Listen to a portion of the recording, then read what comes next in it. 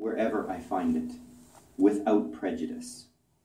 This is where my faith in God has led me.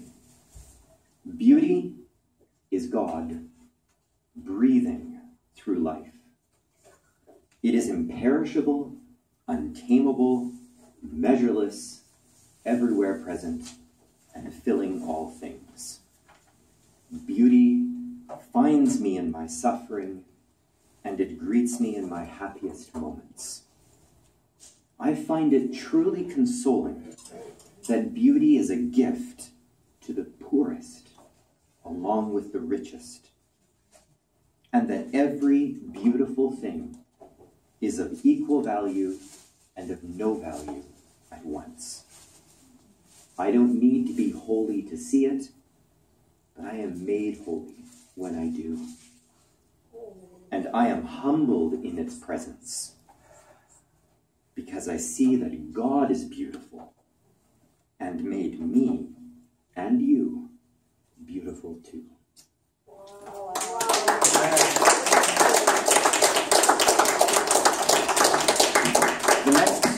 The next poem that I would like to read is a poem by somebody that, as a boy, I discovered this poet. His name is Derek Walcott. Derek Walcott is an extraordinary human being. He was a Caribbean poet. He said of himself that he possessed the poison of two races in his body. He was an Englishman, and he was a Caribbean. He said that he himself was constantly in war with himself between these two cultures, these two worlds. He was the winner of the Nobel Prize for Poetry, based solely on his book Omoros, which is a retelling in the Caribbean way of the Homeric epic. He wrote a wonderful poem, which has meant, I could have chosen any one of his poems, in fact, to read to you this evening, but this one means something to me very much at this time. It's called, and in honor of Derek Walcott, who incidentally passed away within a month of us today. It's called Love After Love.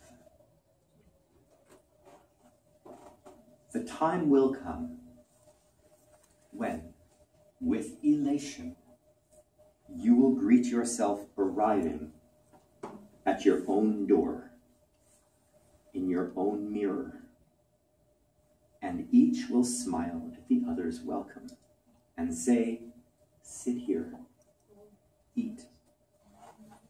You will love again the stranger who was yourself.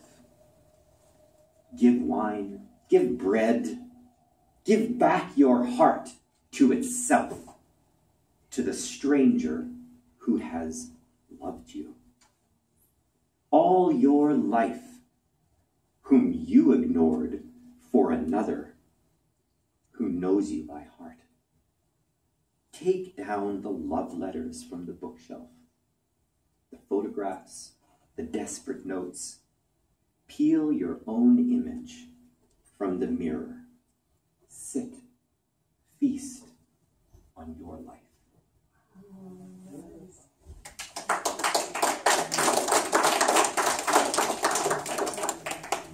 Penultimately, this is a poem called Kama Aina. I was very blessed to have spent a year living in Hawaii with my 3 kids. When we first visited Hawaii, we kept seeing this thing, this little saying in all the restaurants and cafes and places, and it said, Kama Aina discount. And what it meant was, Kama Aina is a compound Hawaiian word, which means people of the land. You can be a Kama Aina, according to the Hawaiian culture, even if you weren't born there.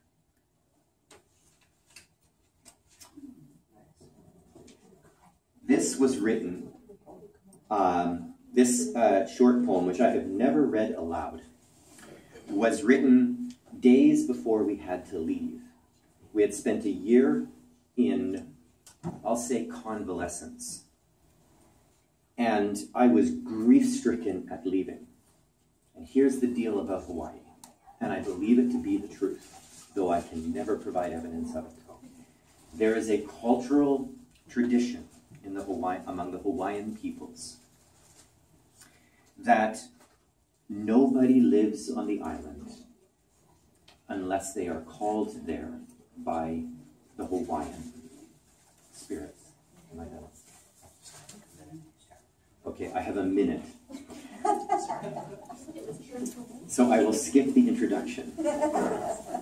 Interspersed in this poem are verses from a very famous psalm, The Rivers of Babylon, which is a mourning by the people of Israel in a foreign land because they were not able to be in the place of their home, their homeland. And I intersperse those verses with this. And I will chant them and then read the poem. By the rivers of Babylon, there we sat down and wept when we remembered Zion. Your face is exceedingly fair.